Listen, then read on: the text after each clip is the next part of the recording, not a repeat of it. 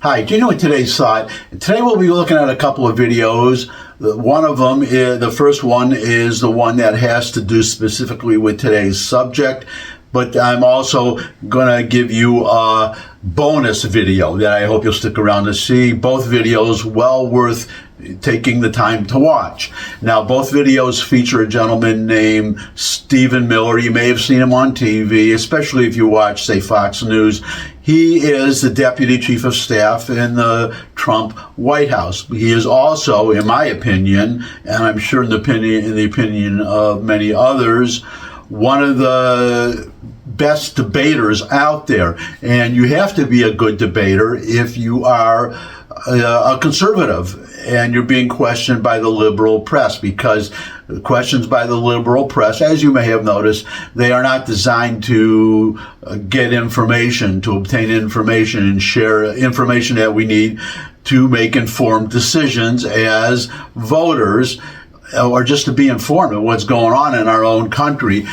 They turn into debates. They are gotcha questions. They are questions that are supposed to, well, they basically boil down to people say yada yada, which when they say people are saying or some are saying, they mean the person the reporter asking the question is saying. That's what it really means, though there may be others. So they will say yada yada yada, so and so said such and such, how do you respond to that? In other words, somebody said Trump is killing babies. What's your response to that? That's basically the kinds of questions. And this particular question is, well, it's just golden. It really is, because Trump, the critics, they've been going to court. There have been all these court lawsuits that Trump is overstepping his authority by just cutting spending, by firing people, by,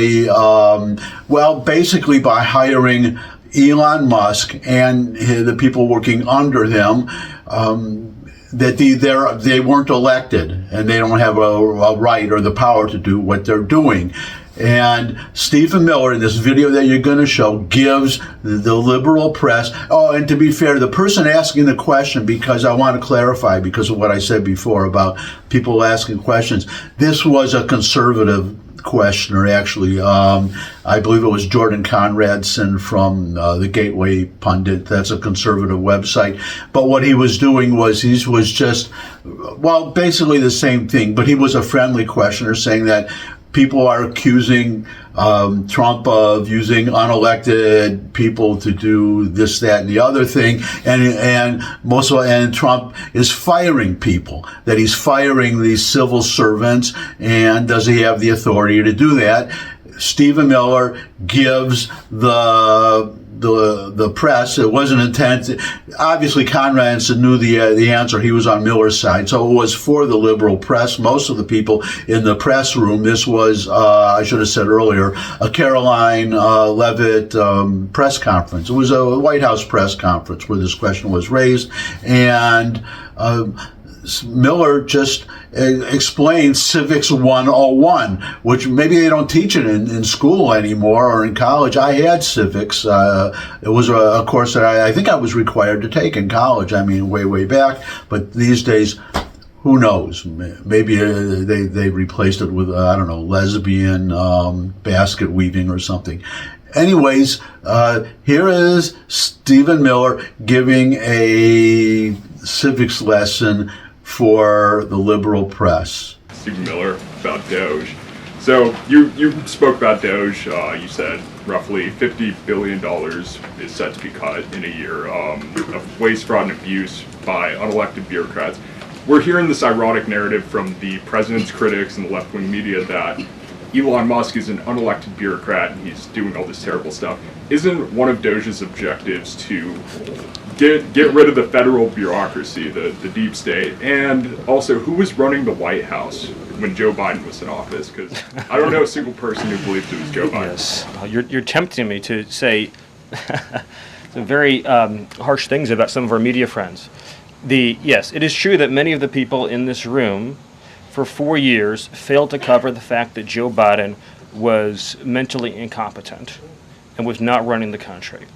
It is also true that many people in this room who have used this talking point that Elon is not elected fail to understand how government works. So I'm glad for the opportunity for a brief civics lesson.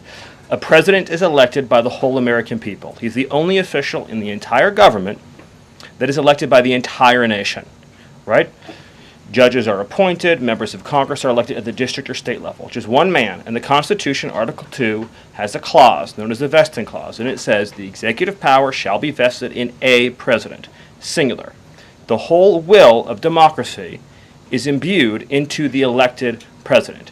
That president then appoints staff to then impose that democratic will onto the government. The threat to democracy, indeed the existential threat to democracy, is the unelected bureaucracy of lifetime tenured civil servants who believe they answer to no one, who believe they can do whatever they want without consequence, who believe they can set their own agenda no matter what Americans vote for.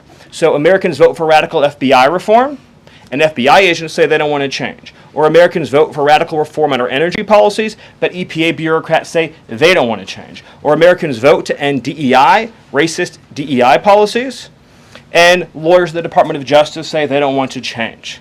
What President Trump is doing is he is removing federal bureaucrats who are defying democracy by failing to implement his lawful orders, which are the will of the whole American people. Was I right, or was I right when I said golden? And that was just perfect, what you just saw. Now, the bonus video that I promised. Again, it's Stephen Miller, the same guy, same press conference, the beginning of the press conference or early in the press conference. And all he did, and maybe I should put a warning up here that you should try not to get dizzy. What you're going to see may cause dizziness because it is Stephen Miller. Again, it's 7 minutes, this particular video, well worth watching, but it's Stephen Miller just going down a list of everything that Donald Trump has achieved, has accomplished in the first month of his presidency. It's just like I said, as he goes down the list, my head was almost spinning. He did so much, but to have it all listed at once, well, see for yourself. In this room. But first, I will let them roll through their remarks. And first up, I'll turn it over to Stephen Miller. Thank you. It's great to be back. And I want to just thank you all for joining today, our 1-month celebration of the most historic opening to a presidency in American history. No president comes close to what Donald Trump has achieved over just the last 30 days. He has packed 8 years of transformative action, restoring this nation, restoring our laws, restoring fairness, restoring economic opportunity, restoring national security in just 1 month. No one in this country has ever seen anything like it. And when you look at the consequentiality and the significance and the transformative nature of the actions he's taking, it truly defies description. For example, in just one area, this nation has been plagued and crippled by illegal discrimination, diversity, equity, and inclusion policies. It's strangled our economy, it has undermined public safety, it has made every aspect of life more difficult, more painful, and less safe. He has ended all DEI across the federal government. He has terminated all federal workers involved in promulgating these unlawful policies. He has ended diversity, equity, and inclusion in all federal contracting. He has restored merit as the cornerstone of all federal policy, restored the full, fair, impartial enforcement of our federal civil rights laws for the first time in generations.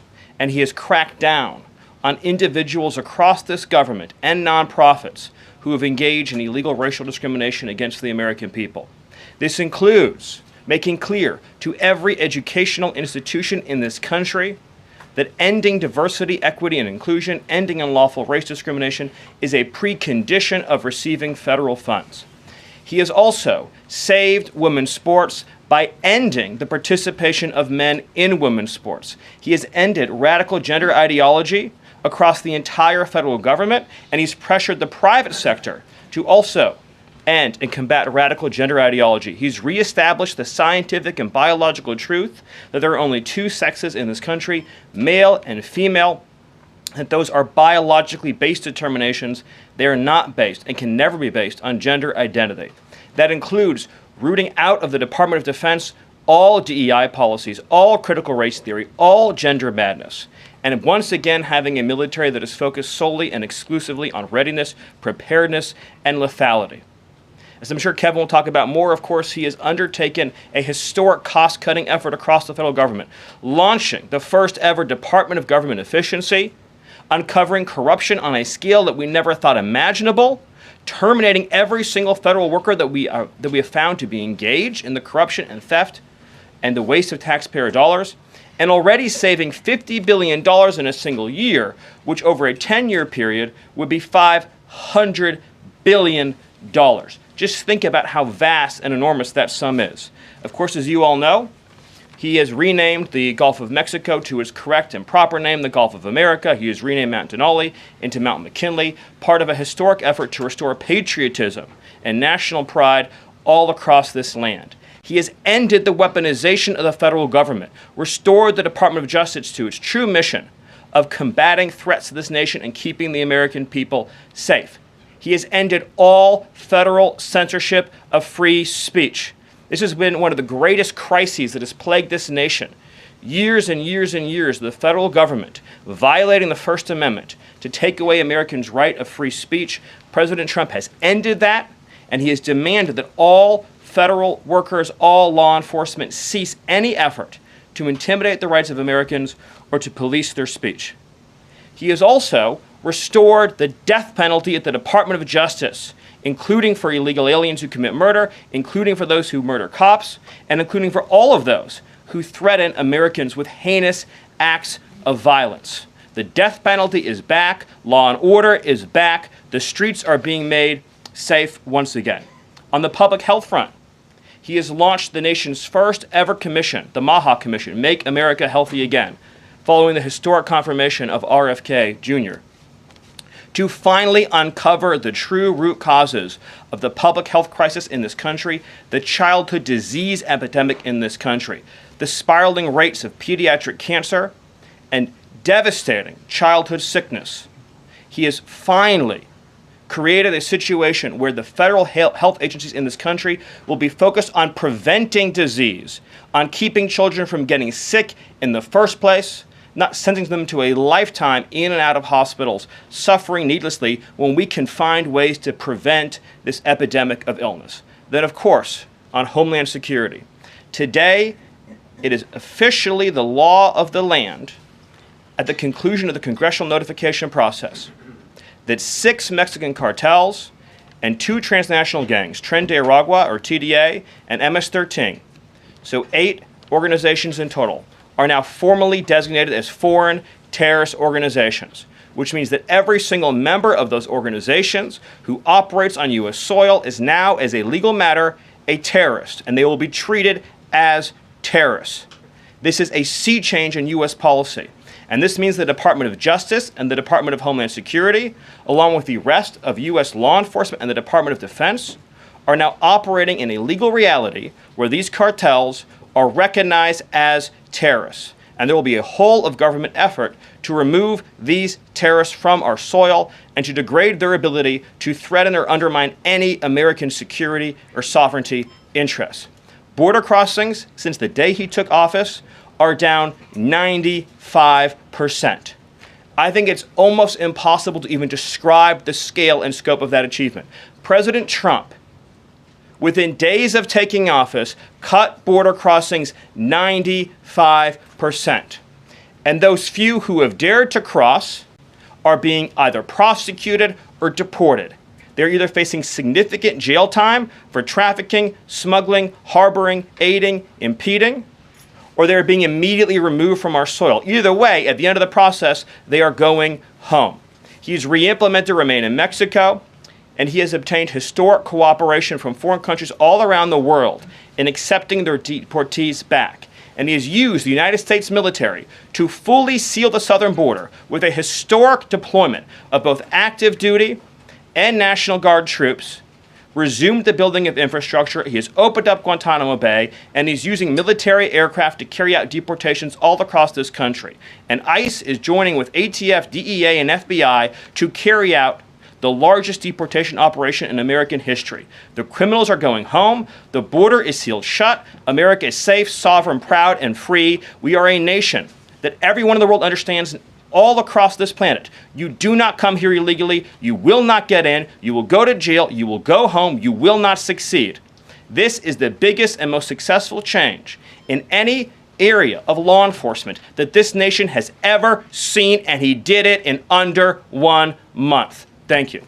That's my thought for today. Thanks for stopping by. If you could subscribe, that would really be great. Your comments, welcome, as always, in the comments section below the video. Share this video with anyone you think would benefit from it. But most of all, come back and see me again. I'd love to see all of you again. And until I do see all of you again, bye.